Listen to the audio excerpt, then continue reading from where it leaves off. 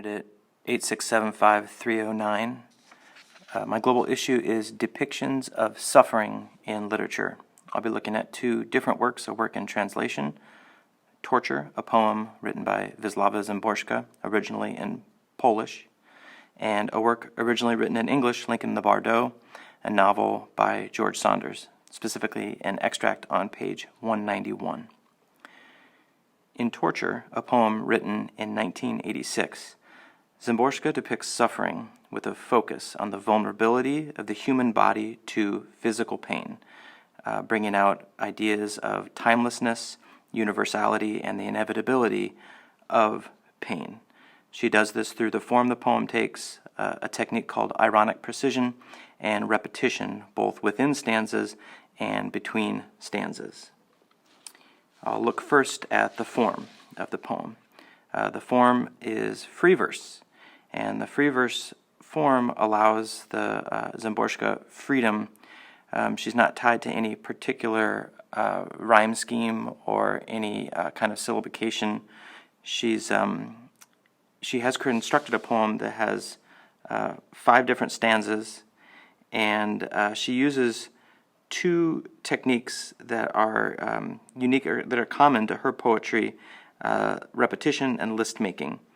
I'll examine these in detail a little bit later, but first I want to talk about the first line of each stanza, which is, "Nothing has changed. Nothing has changed." So this impacts the reader with an idea of timelessness. This happens again in the second stanza, and I'll just read the first several lines. "Nothing has changed. The body trembles as it trembled before and after the founding of Rome in the 20th century, before and after Christ." So the focus is on the body, on the physical experiences that the body has, and time goes all the way back before the founding of Rome.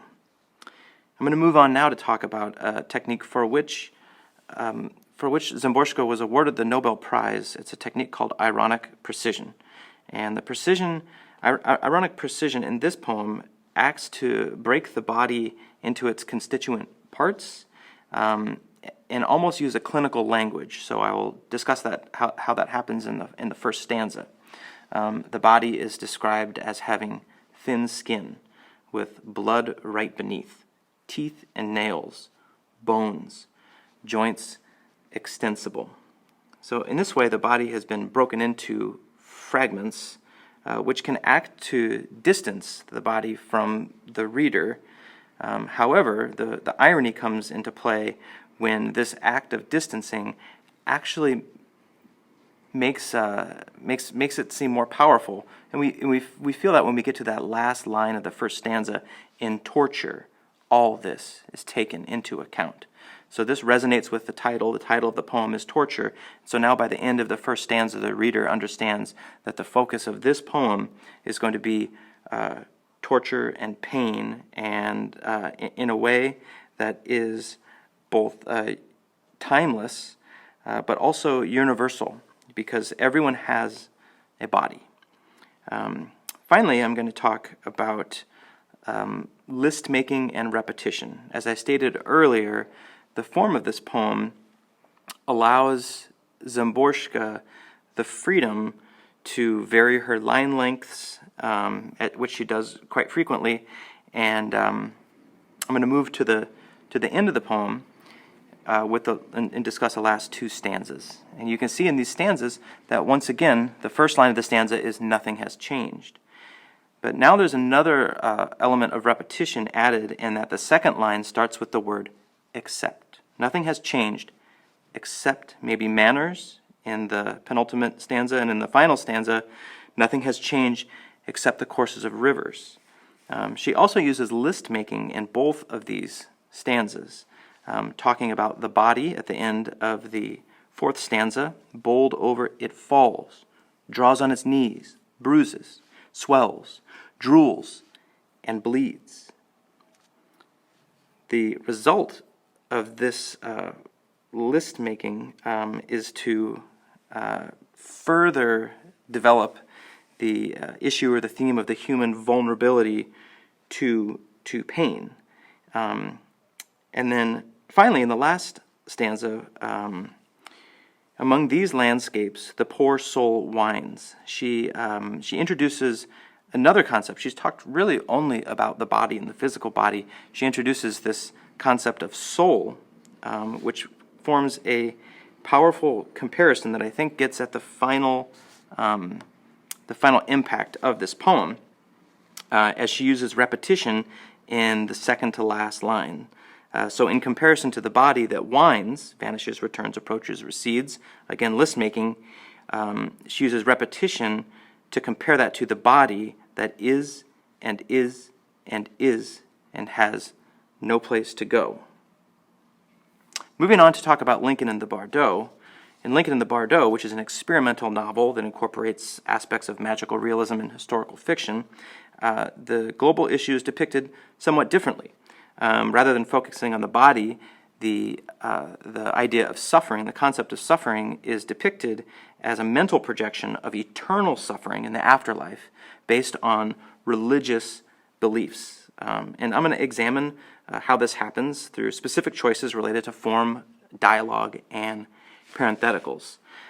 First, the form. As an experimental novel, the way that where the novel is set, it's set in this liminal phase between life and death, known as the Bardot. It's a Hindu concept. Nonetheless, the character that this particular extract is focused on is Christian. He's a reverend, and he is portrayed throughout the novel as someone of good character. His name is Reverend Everly Thomas. An specific aspect of the form is that there is no narrator as we move through the form. There's no third person, first person narration. It does not exist in this novel. The entire novel is dialogue between ghosts. And as the ghosts talk to one another, we learn about their perspectives on life. And this is in the middle of the novel, at which point Reverend Everly Thomas has really been established as a trusted narrator amongst the different ghosts.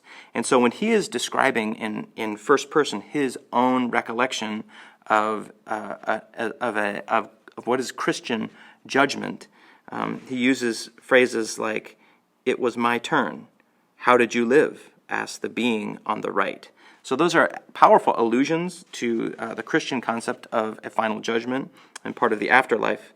And then at the very last quote from the extract, "I looked at the Christ emissary, his eyes were cast down." So a specific allusion to a very important figure in Christian theology.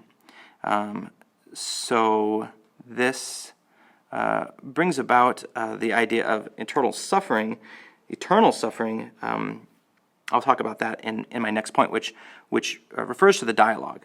So this chapter is unique in that every chapter seems to be dialogue between ghosts, but this chapter is a standalone chapter that is a dialogue which really breaks the rules that have been established in the framework of the novel, and makes it feel like a dialogue with the reader. And because the Reverend Everly Thomas is such a trusted character, he becomes the narrator. The effect is really on the reader is really shock, disgust, and pity for a character that we empathize with quite strongly. When he says, a quote would be, "The tent was no longer silk but flesh. The feast was not a feast, but rather on long tables inside numerous human forms were stretched out in various stages of flaying. The host was no king, no Christ, but a beast, bloody-handed and long-fanged, wearing a sulfur-colored robe, bits of innard speckling it." One of our favorite characters in the novel is now in hell, and we are with him. It's very powerful. Finally, I'd like to discuss the parentheticals that really gets about the eternal nature of suffering, because in his recollection of the suffering, he is suffering again, as when he talks about the people using ropes of their own intestines, it's terrible. When he talks about if only they might be summoned, even if they're arrested, the escort beings were on fire, their searing touch instantaneously burning away his funeral suit. Horror-filled. And so as he is recalling the horror, he is experiencing it again, the cyclic nature, almost eternal.